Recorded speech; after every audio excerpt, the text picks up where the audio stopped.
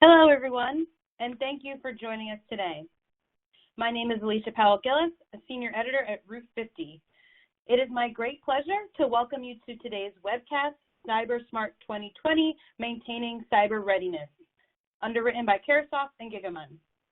In this unprecedented moment, ransomware, phishing, and DDoS attacks are major concerns for all levels of government. With the safety of electronic infrastructure, data, and critical government services at stake, it is vital that cybersecurity remains a priority and that organizations maintain cyber readiness. Today, we will explore how government can leverage partnerships, resources, and strategies to protect systems and confidential data. Before we get started, I'd like to go over a few housekeeping items. To the right of your screen, you'll find several icons, including the Q&A tab, which allows you to ask a question. We'll be fielding those toward the end of the program, but I encourage you to submit any questions you have along the way. If you experience any technical difficulties, there is a red button at the bottom of the screen that says Test Your Connection. Click that button to be directed to a help page. From there, you can browse troubleshooting options or chat with a member of our support team. Now, I'd like to introduce you to today's speakers. Joining me today is Lester Gotze, Chief Information Security Officer for Maricopa County in Arizona, Wes Wheeler, Branch Chief, Cybersecurity Operations Center, National Geospatial Intelligence Agency, and Sam Bisner, Director at the National Cybersecurity Federally Funded Research and Development Center at MITRE. Gentlemen, thank you for joining me today. So let's get right to the conversation. So obviously the focus of this is cyber readiness, and I really want to kind of dig in a little deeper in what that actually means. So tell me, in your individual roles for the organizations or government agencies that you serve, what does that mean for you, and how has that readiness changed since COVID-19? Lester, I want to start with you. Sure. Thanks for having me. So prior to COVID-19, cyber readiness meant a lot of things. From my perspective, with Maricopa County being the fourth largest county in the United States and the fastest growing, it was a constant evaluation of what the business needs were within the county itself. And then based off of what those business needs are, what kind of cybersecurity risk presents itself. Now, with the advent of COVID-19 and this pandemic, obviously, our business requirements have changed somewhat significantly as a result. And so I think the good news is, at least for cybersecurity professionals, we're used to constant change. This is just yet another challenge that we have to take in stride, evaluate what the new needs are, what the subsequent risks are, and then make recommendations on what kind of mitigating controls we can put in place to address those risks, and or communicate with the business and the enterprise as a whole with respect to what those risks are and recommendations. So, great. Wes? Thank you for having me. So in my role as a Security Operations Center manager, readiness to me right now in this current role is all about having the right tooling, visibility, processes, procedure, staffing, training, and exercising in place to detect and respond to a variety of different threats and different situations. How this has really changed during COVID-19, a couple things. One was we just had to adapt how our SOC operated with a more heavy remote telework type of environment. But that really wasn't that great of a challenge. In the end, we overcame that pretty quickly and were able to adapt. The bigger challenge is just keeping up with the business side and the mission side in terms of needs and where they're going with new platforms, new applications, as the mission really shifts over to being performed in different ways. So really have to work with the enterprise and the customer and the mission side of the agency to keep up with those and make sure that we are getting that visibility that we need to be able to be effective as a security operations center. Sam. Thank you, and thanks, Alicia, for having me today. Appreciate that very much. There are several things I would say here. First, our mission at MITRE, at our National Cybersecurity Federally Funded Research and Development Center, is to take good cybersecurity products and tools that are innovative and help the nation's business and critical infrastructure assemble those tools into useful architectures that represent examples of doing it right. So whether we're dealing with the COVID-19 situation or any other situation, for us, the fundamentals are A, making sure you have an architecture of good tools operated properly, put together so that you have a cyber secure enterprise. And if you've done so, particularly if you have good tools for data integrity and recovery, if there is a problem, that you're resilient enough to operate through the incident and to recover from it. Second, because we are operating in an environment where more telework than ever is taking place, it's important that people have good training, that people understand good cybersecurity hygiene, and that they are prepared to take some personal responsibility for their cybersecurity. In terms of resilience today, there are several issues that I think are particularly important. First, the cybersecurity of telework architectures. Secondly, the cybersecurity of the nation's healthcare system, which I think is a system that needs to be safeguarded now more than ever. And third, of course, as we come into election system, is to continue to work on the cybersecurity of the nation's election system. So those are areas of specific resilience, in addition to looking at the cybersecurity and resilience of the oncoming 5G infrastructure, of the increase in IoT and the Internet of Things, which is going to be causing increases by orders of magnitude in the number of devices to which we're connected. And those are all areas where basically good architecture will make a difference. Thank you. Great. I want to pick up on a point that I think Lester and Wes, you both mentioned about, I think, Lester, you said it was constant change, and Wes, you called mission shift. And I think oftentimes in cybersecurity, it feels like there's just always this moving target. So, and that you're kind of always trying to keep up with that target. So I'm kind of curious, from the government aspect, how does that even affect the idea of getting ready when you're always trying to pivot to something else? Can you speak a little bit to that? And Wes, why don't you go first?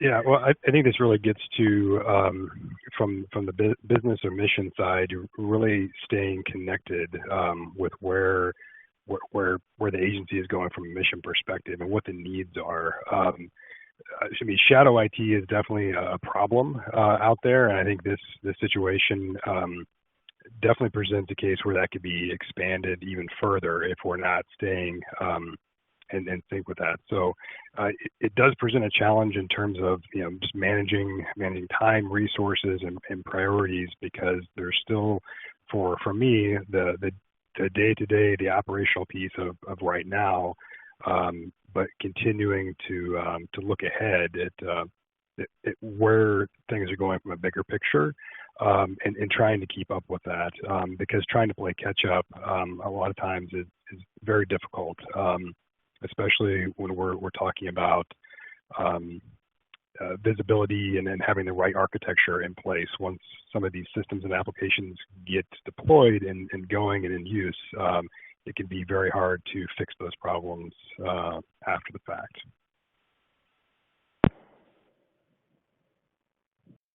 Lester, what are your thoughts?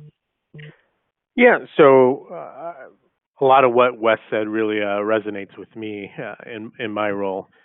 A couple of thoughts along those lines just to add on. One is, whether it's the latest pandemic or an organization being hit by ransomware or some other debilitating attack, it's always interesting and an opportunity to self-reflect on readiness, right? So in the case of emergencies or unexpected challenges, a natural byproduct of that is to evaluate what was our business continuity or disaster recovery readiness, or what was the efficacy of our cybersecurity controls, et cetera, et cetera. And so part of the challenge is taking advantage of those opportunities to continue the dialogue well beyond the immediate impact of the emergency itself. And then the other thing that I have found some success with, and Maricopa County has been very open to from a cybersecurity perspective, is that planning or that readiness and the ability to focus on that needs to be programmatically captured in what your information security strategy is. So instead of just being focused on whether it's just operational readiness, which is important, of course, don't get me wrong, or just being solely focused on strategic initiatives, factoring in from a programmatic perspective on how much time, resources, what initiatives lend themselves towards this sort of readiness or ability to respond and adapt to an ever-changing threat landscape. And another important aspect of that I would encourage a lot of organizations to focus on that may or may not get as much attention as it needs is this idea of risk management. And so if you have a somewhat mature approach to cybersecurity or enterprise risk management holistically, hopefully through that process itself, you identify, among other things, what the risk is to the organization if a new emergency or situation were to occur.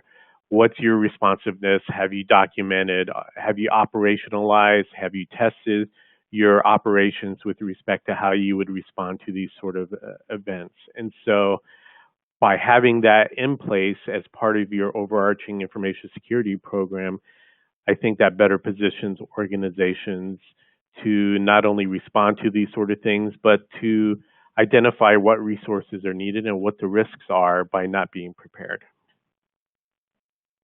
Great, and I really want to pick up on that point and move us to a conversation about risk management, the risk landscape, et cetera. Obviously, I feel as though the risk calculus has probably changed somewhat in the last few months, especially considering how many government employees have moved from being on their company's internal networks to now being remotely located to their individual homes, their individual networks, et cetera. So, I would like to kind of talk a little bit about what you all are seeing in that risk equation that you all can look at in your different roles. But in addition to that, how is that affecting the way you manage risk? How are you maybe reclassifying some of risk? And then how does that then get translated into how you notify either your employees or the public about what they need to be on the lookout for? So Sam, can I start with you on that one? Sure, Alicia, and it's a great question. I think one thing we've learned is that people involved now in security also have to understand business and be good business managers. Because we can't create a situation in which there's absolutely no risk. And we have to create situations in which people can operate and operate confidently in the presence of some risk and understand that the presence of some risk is probably unavoidable. The job is to minimize it to the extent possible, and by possible that means by what we can actually achieve and what we can actually afford. We can get to the point where we have virtually no risk, but we'll have virtually no resources left in doing so. So one of the things that we think is important is the development of operating schemes and architectures that take into account the economics and the business realities of the various businesses for which we have individual and collective responsibility. I've argued for a long time that this means that risk management is dynamic. We might accept a little more risk this afternoon than we accepted this morning, depending on the requirements of the situation. And we might accept somewhat less tomorrow morning than we accept today, again, depending on the requirements of the situation. And this is something that information security officers and information security professionals have to be able to do. And what we're trying to do in this case is to assure people that they can operate confidently if they take certain precautions, if they have a good security program. And let me back up to a point I think Wes made about being prepared. One way of not necessarily mitigating, of reducing risk, but of mitigating it. And that's what we're doing, is we're mitigating and managing what we can't get rid of, is practice and preparation.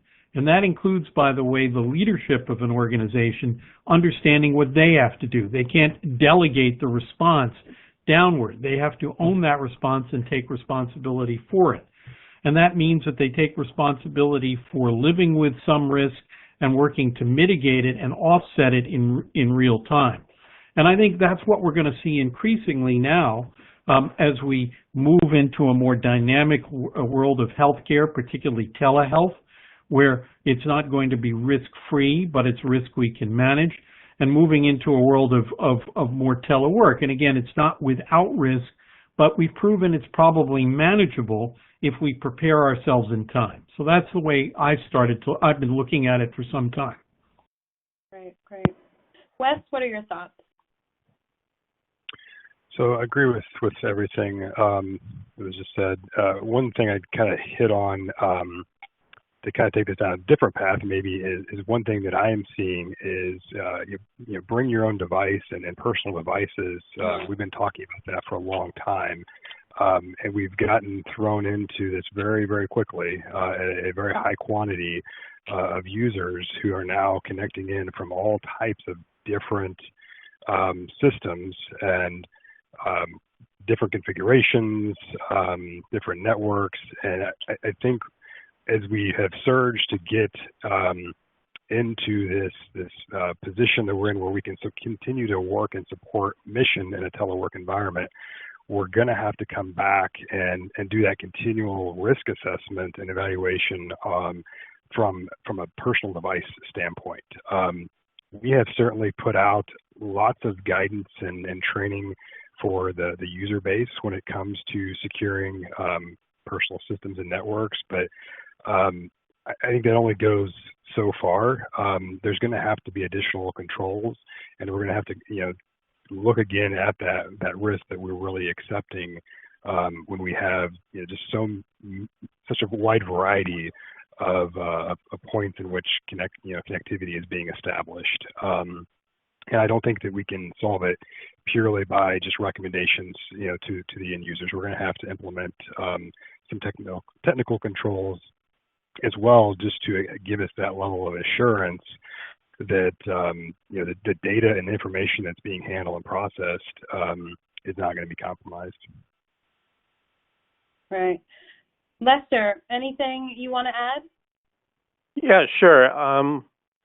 Let me add just a handful of tangible examples, and then maybe take a more macro look at the question. And so just to add on to what Wes was talking about, so some of the challenges we've been looking at, unfortunately, our InfoSec program strategy has already outlined this. It's just up the timetable in which we're addressing some of this. So we have renewed interest and focus on issues like data loss protection, right? So by virtue of expanding our basically network to include an increase in home devices or personal devices, data loss protection is obviously of concern.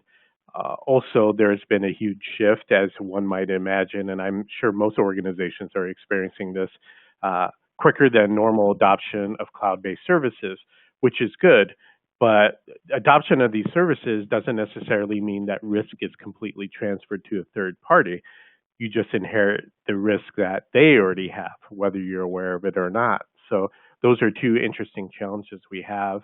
And then lastly, just more from a macro perspective, while my focus is on cybersecurity risk, again, situations like COVID-19 really shine a light from an organizational perspective on one's organization's ability to get their arms around enterprise risk.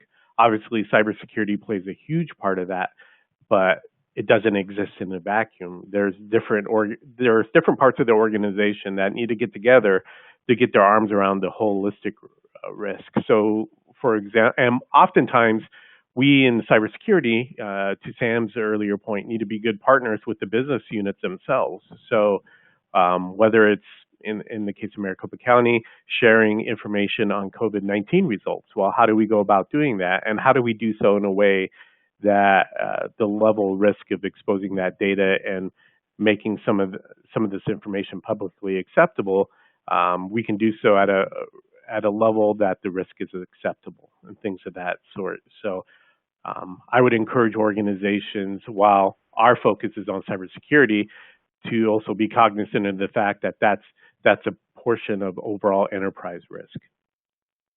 So, Lester, I want to kind of pick up on that last point that you just raised, particularly about how you're getting other components within your own agency to come together. So can you actually talk a little bit more about in Maricopa how you work internally to bring people around to understand what that risk is, to understand that what the business side component of this side, the business side's role in helping you do X, and talk to us a little bit about how that has translated into a partnership to getting your arms around risk, not just from your perspective, but from a complete agency-wide perspective.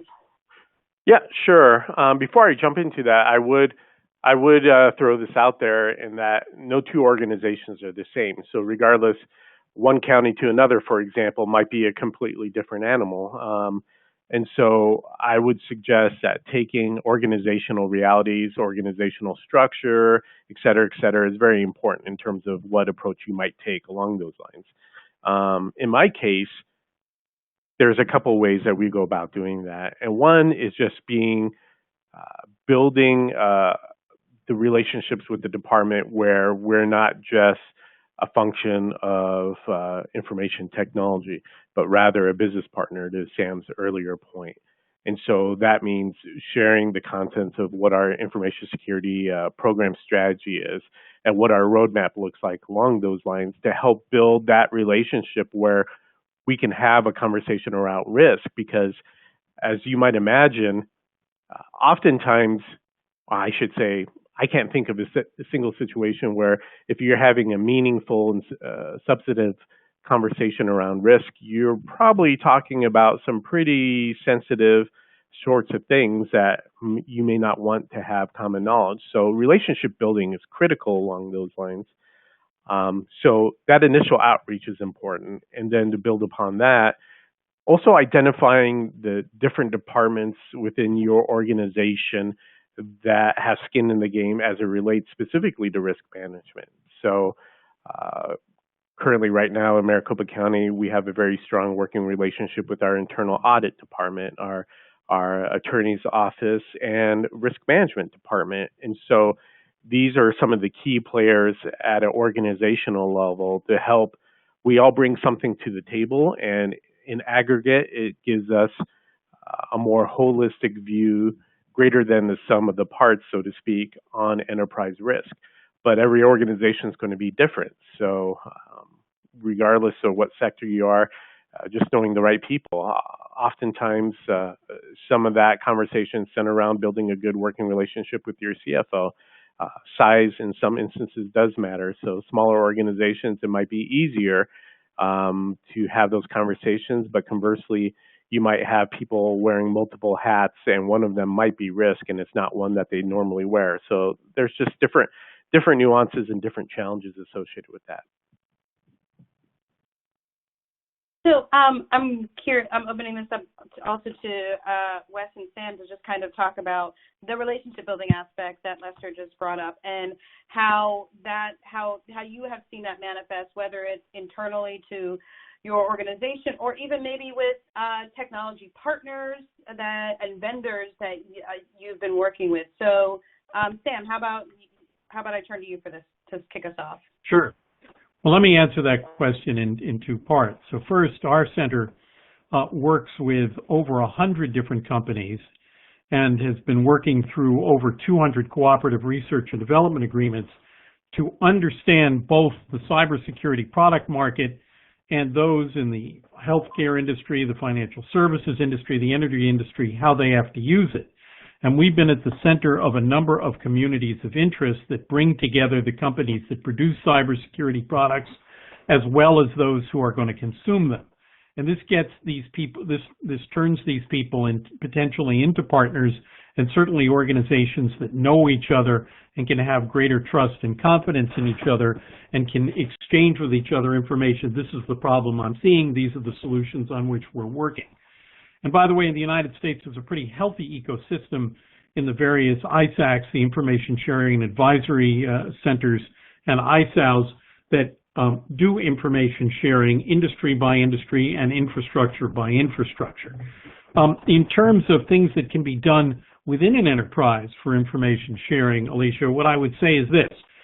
First, build a partnership between your information security organization and the business organization so that in an emergency or prior to an emergency, people know what to do, what to expect, and how to work with each other.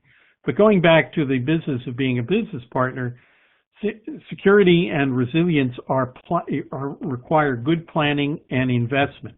And that means that you need to build a relationship with the rest of the enterprise so that they understand the need for a continuing and long-term investment in an ever-evolving and ever-improving security and resilience architecture and program. So what I've tried to describe is both external partnerships and those partnerships internal to an organization.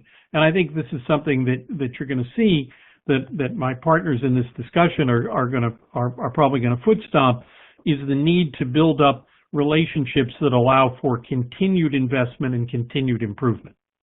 Thank you. Oh, great. Wes, what are your thoughts? So what we have done is really tried to provide on the IT side of the house, services and resources that the user community and mission side really need, especially in this environment. There's definitely a need for more chat collaboration type of platforms now than ever. So what we have done, partnering with the commercial side, and this could be in terms of buying even increased capacity, we have provided our organization with essentially a matrix that outlines for them, here are the services. Some of these services may be kind of procured from a higher level within the government that are available. There are services that we have business relationships and have procured capacity.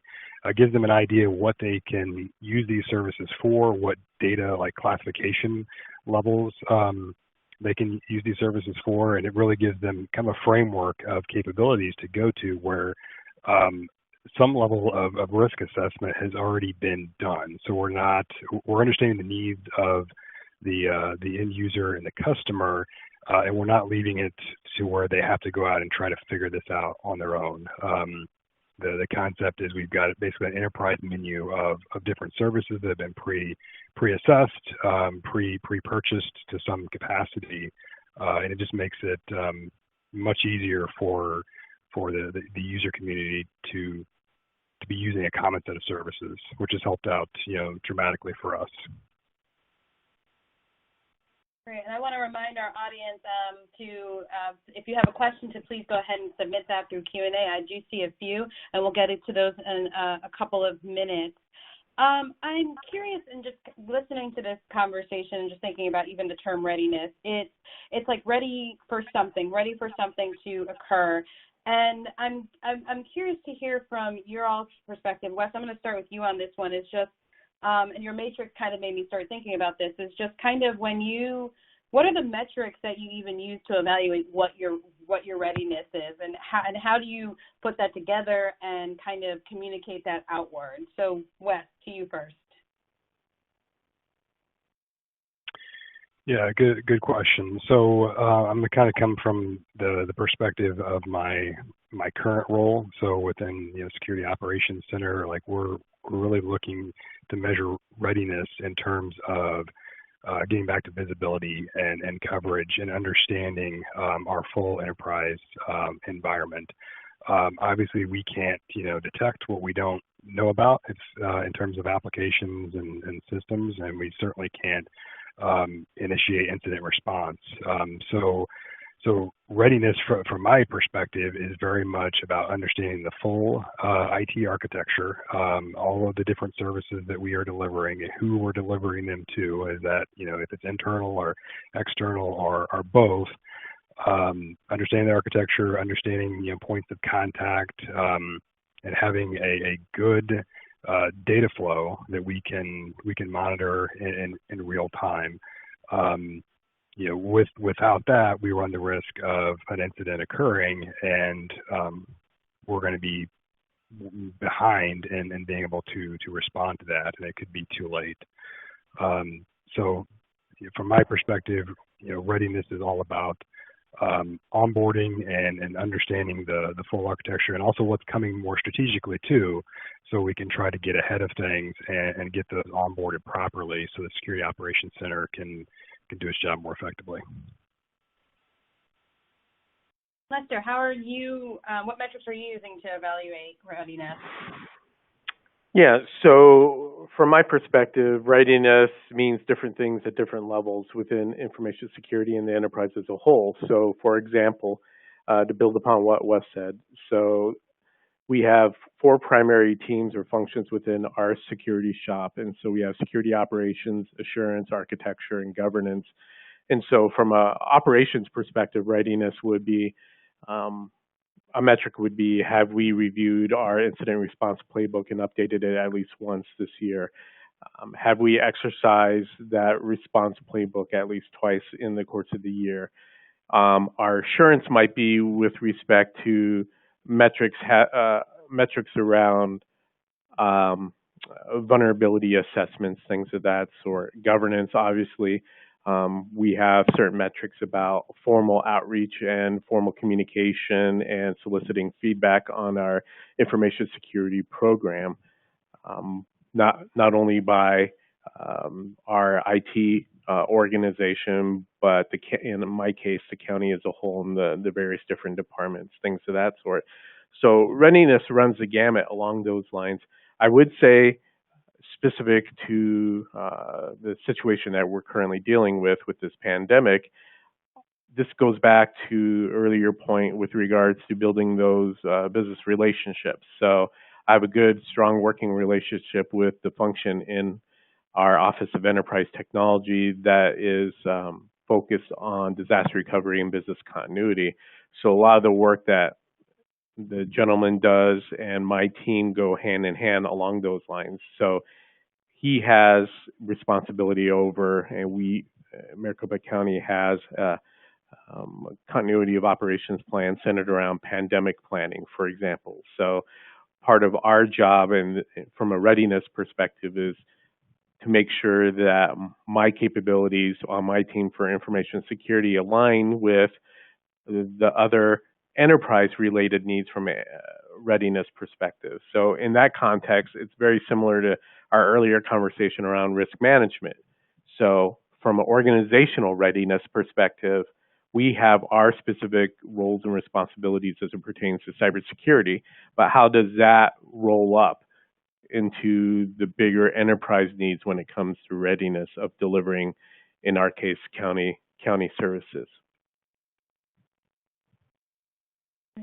Sam, from your vantage point, how do you work with other your clients, for lack of a better word, in terms of helping them kind of determine the metrics that they can use or that they should be thinking about using? Alicia, thank you. That's a great question. I look at it from 2 perspectives, what I would call the inputs and outputs. So I think the inputs have been pretty well covered, and I think Leslie and Lester and Wes have both covered them. But for me, inputs include, what controls are you using, and can you prove to yourself that you're employing those controls?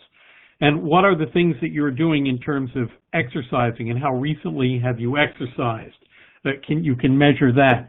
To what extent are you operating the security features of your enterprise? If there are patches, are you in fact applying them, and how quickly do you apply them? And what is the process that you're using? And are you applying those patches thoroughly through the organization? If there are new virus definitions, have those virus definitions been brought in? Are you doing correlation in terms of your security information and event management system? In other words, are all the things that you are doing that you can manage and that you can measure, are you in fact doing them? And are you watching that you're doing them? Are you measuring them? Are you doing vulnerability testing? How frequently are you doing it? Are you taking the results of that vulnerability test and mitigating the vulnerabilities that are found? And how long are you taking to do that? Those are things that you can measure on the input side. On the output side, the questions are, how much damage do you think you can mitigate, and how much have you mitigated through good risk management and good resilience? And in working with the nation's business infrastructure and the nation's businesses, that's something that a company can calculate for itself, and that's something that individual organizations have to determine. If my enterprise is down, how much revenue do I lose? If my enterprise is down or partially down, how much margin do I put at risk? If my enterprise is down or my service can't be provided, do I lose my customer base? Is my customer base no longer sticky? And these are things that are, in fact, measurable coming through any emergency. So I would say that you want to have the best positive measures on your inputs, and on the negative measures, you want to, on your output, you want to minimize those, and that's something that every organization is going to have to measure for itself, depending on the nature, Alicia, of their business. Hope that answers your question. It does. And one other aspect that I've been thinking about, and I thought about earlier, but I wanted to talk about metrics very quickly. Since we spend a lot of time about relationships, and I think there's a lot of interconnectivity, whether it's federal to state or state to local, of systems and things of that nature, but not everybody's at the same degree of readiness. So I bring that up in the sense of, as there are all these interconnections between different organizations, between different levels of government, between different agencies, there is vulnerabilities if we're not all at the same level of readiness. So I'm just curious, as we're building relationships, whether it's among government, whether it's with the business community or other critical infrastructure sectors, how can people work maybe more collectively with one another to help, kind of rise everybody's readiness level? So Sam, can I start with you on that one? Yes, thank you. And again, great question, Alicia. Appreciate it. So first, people should make themselves aware of the information sharing communities that are already available to them. So at the local level, if you haven't done so, consider joining InfraGard. And InfraGard is an organization, I think the Federal Bureau of Investigation sort of sponsors it, and it builds relationships between cybersecurity professionals and the law enforcement community. If your organization is not part of an ISAC that is relevant to its industry, financial services or energy or healthcare or transportation, consider joining. If you are involved in telecommunications or IoT or other parts of information technology infrastructure, one of the information sharing and advisory organizations, or ISAOs, are good places to go. In addition, there are incident response provisions that the government has been developing, and those are put forward in Presidential Policy Directive 41. So nobody can force you to become part of an information sharing organization, but it is certainly a wise thing to do, and a number of them are already available. And certainly if anybody wants to know more about them, they can contact me. But I think that's a good starting point for information sharing. Wes or Lester, thoughts? Yeah, I'll chime in just with some thoughts. Within the information sharing side, obviously where I'm at more at the federal level, there's all kinds of different, policies, guidelines that we are following within kind of our community.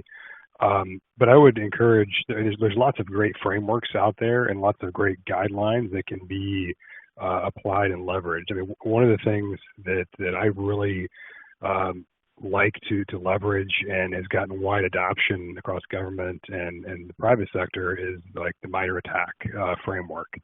If you're working more at the tactical level, that is a great framework to start looking at and seeing how you can adopt that into your security business processes.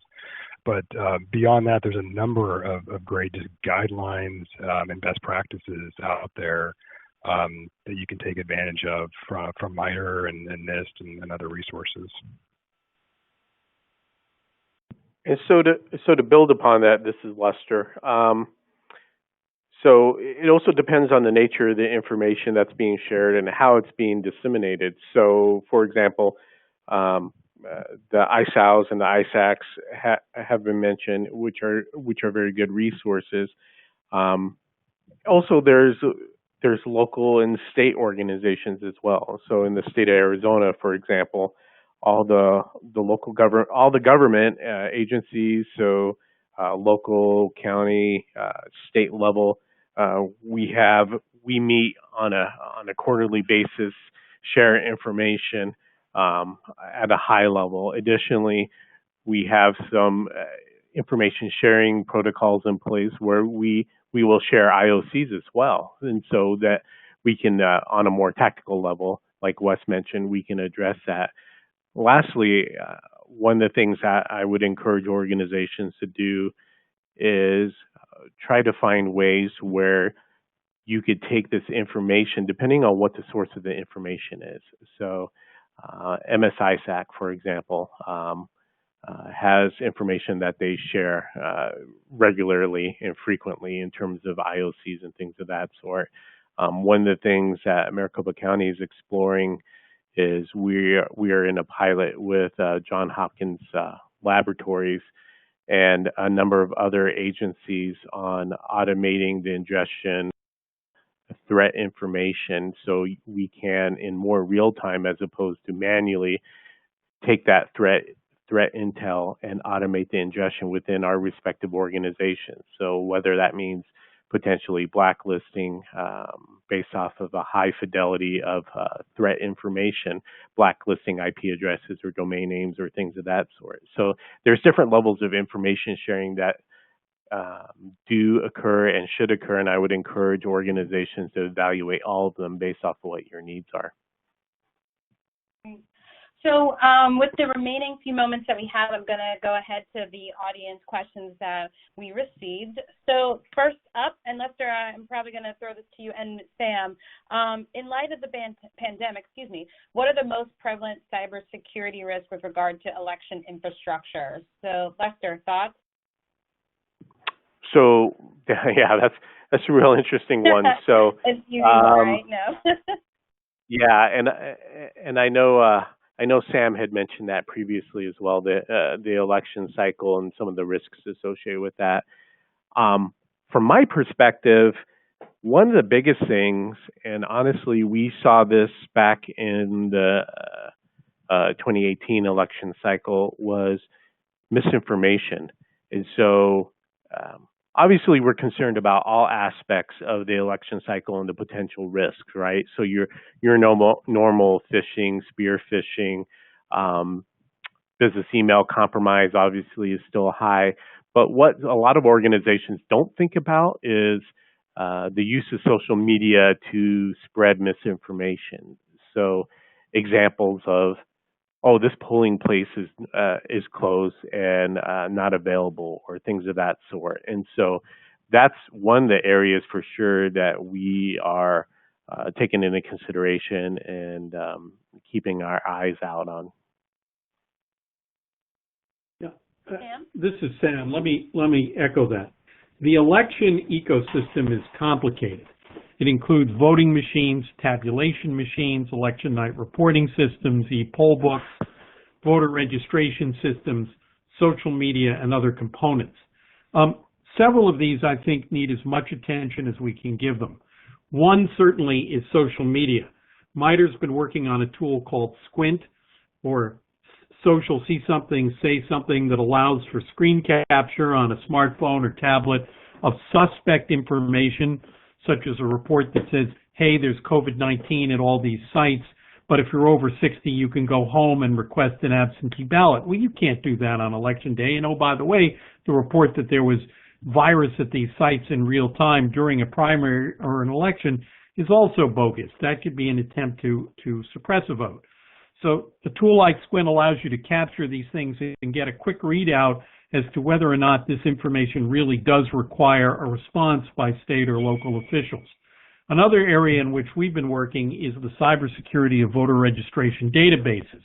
We don't want those undermined, because undermining those would undermine confidence that people are voting where they're supposed to be.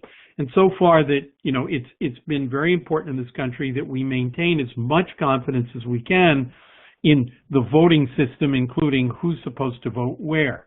So bearing down on the cybersecurity of voter registration systems is something that we've been doing, and we've been doing it by putting out a set of recommendations as well as a reference architecture that can be used to strengthen the security, particularly of legacy voter registration systems.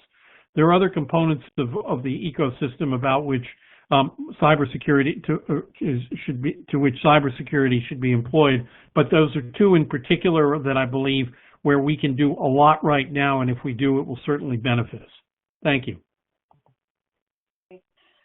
All right, next question. COVID-19 underscored the responsibility of the states to manage and recover from emergencies. How can we address the weak state of cyber defense and lack of preparations for a cyber attack by state officials? Who wants to take that one? I'll give it a shot, or I'll start off. How about that? And so, and again, not to beat on the same point, but I think first and foremost, it really is impacted by the relationships that you have. So I would encourage those government agencies who are not the actual, in our case, state of Arizona. Like from my perspective, part of my role is to build those relationships. And so I have a great working relationship with Tim Romer, who's the state of Arizona CISO, and we share information on a regular basis. As a matter of fact, that pilot program I had mentioned earlier, we're doing that in conjunction with the state of Arizona. And so part of my job is to build those relationships so when those conversations need to occur, or if we're looking for guidance from the state of Arizona with regards to response based off of whatever the issue may be at hand, I have that relationship first and foremost that we can have those conversations and better understand where their position is and what kind of posture that they're taking and what can we do from a partnership perspective to help the state of Arizona.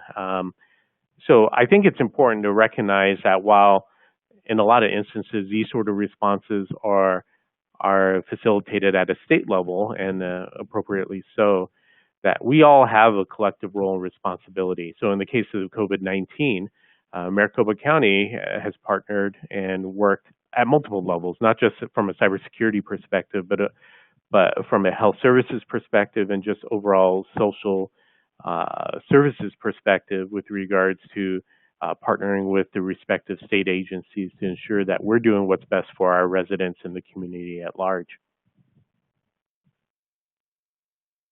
Great.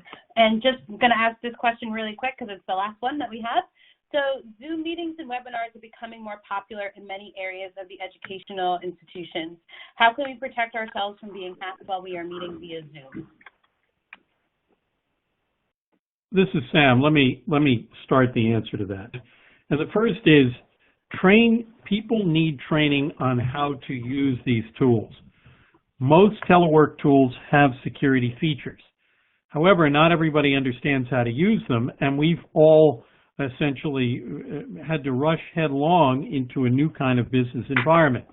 Many organizations also support versions of those tools within their own private networks and have been able to secure them. So what I would say is that the first thing to do is to ask your enterprise security manager what tools your enterprise supports and if there is training available on how to use them. Most of these tools can be used in more rather than less secure ways, but it requires the support of the organization with which you're working, as well as an understanding of the security features and training in how to use them. That's my answer. Great. Yeah, if I could kind of add on to that.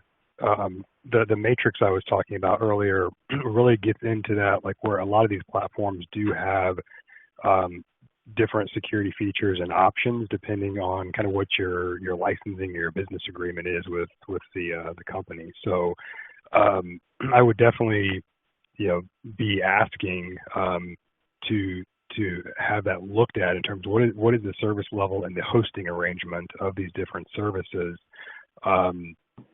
because you have a better chance to actually measure and understand the risk and look at like formal agreements with the vendor versus maybe just some of the free options that exist out there with these various services that are being used for all kinds of different classes and other things. Thanks, Wes, and Sam and Lester. Thank you all for joining me today. I'm going to turn it over. Sorry, my dogs are in the background. I'm going to turn it over to my colleague, Haley Fermanick, who will introduce the next session. Haley? Thank you, Alicia, and thank you all for your insightful conversation. I'm now excited to continue today's program with Mike Huckabee, the VP of Sales Engineering and Enablement at Gigamon. Great. Thank you very much, Haley. Can you hear me okay? Yes. Great. Awesome. This has been a fantastic conversation. I really, it's been great to listen into, and thank you for everybody for joining today. I run a team that gets to be in front of our customers every single day, and Gigamon has been in the business of network visibility and providing network visibility for many years and supporting security infrastructures. So every day we're in front of our customers that are grappling with some of the complications and issues that were just discussed and just talked about. And we feel that there's it's a very, very interesting time. What other way can you say that?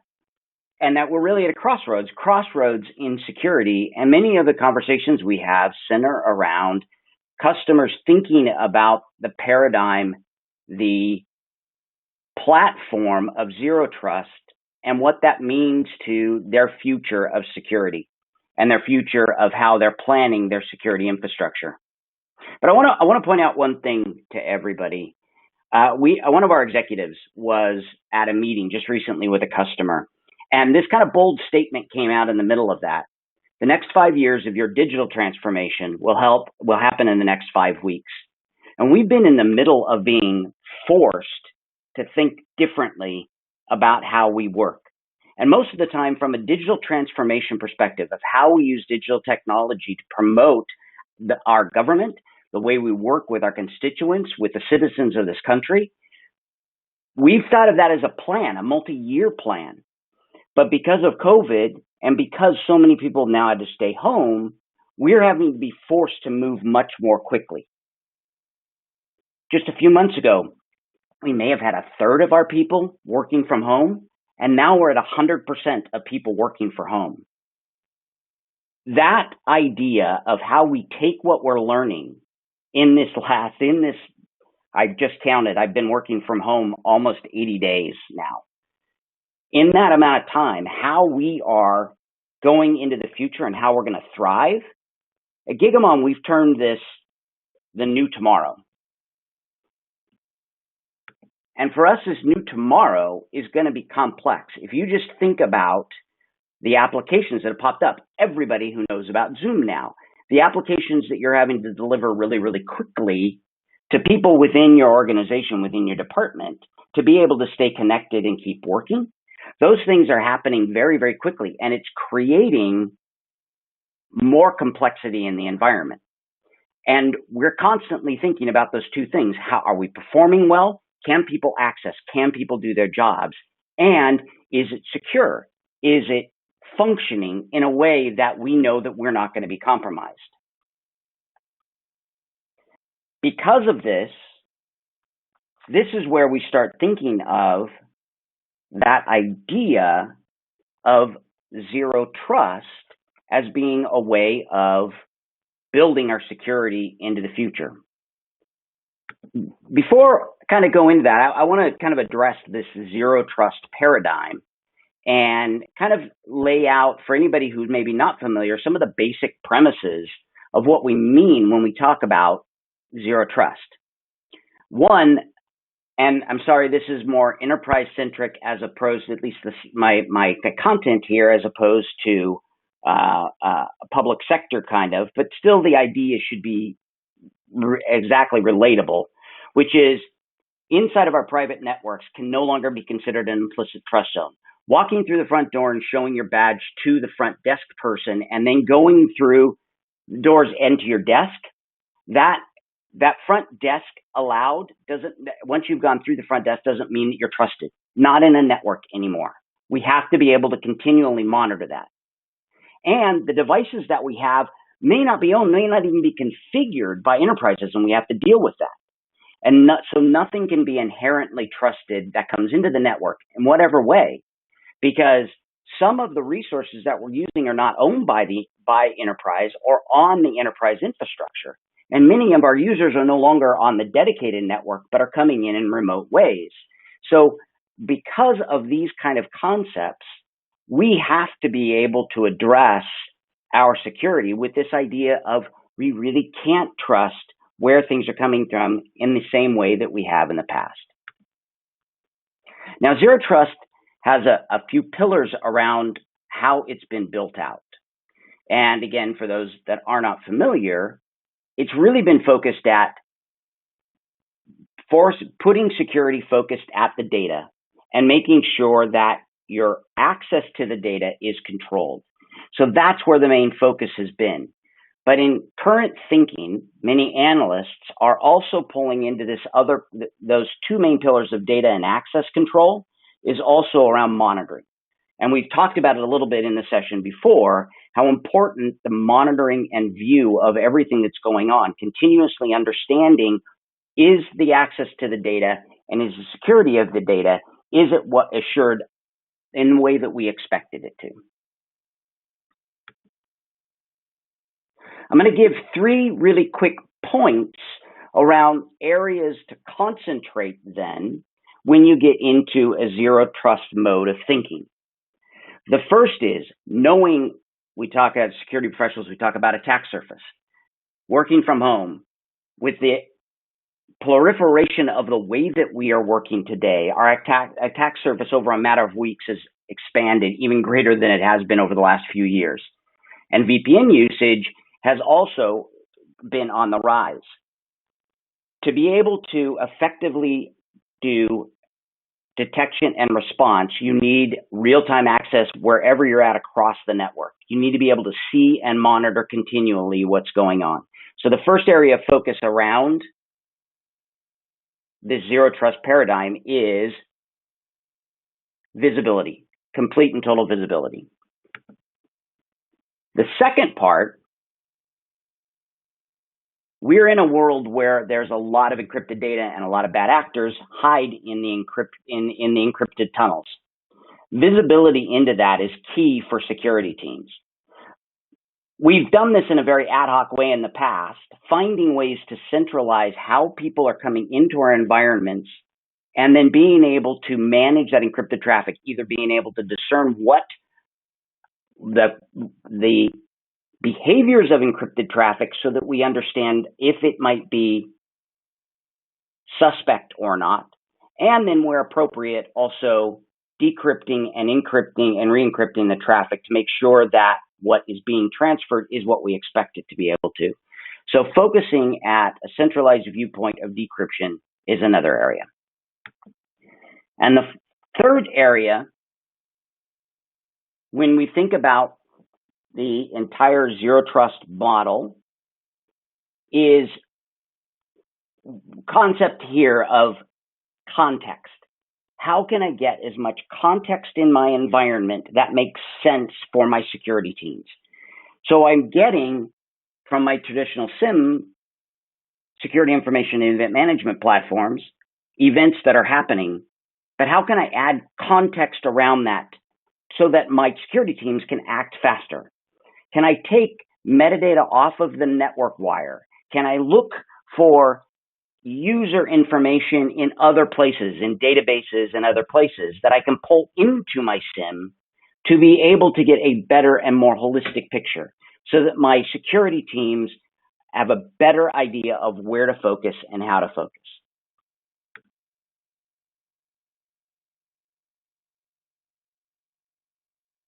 Gigamon really focuses at helping organizations be more efficient, ensure the security posture and for being resilient, of having a fabric for visibility and analytics across the environment that helps all of these premises around Zero Trust. Zero Trust is not a product, and you can't buy Zero Trust from Gigamon. But what we hope to be able to provide is that platform and that focus that you will be taking into the future for your security teams, of understanding some of the key elements, and that there are areas that Gigamon is definitely involved with that can help as well.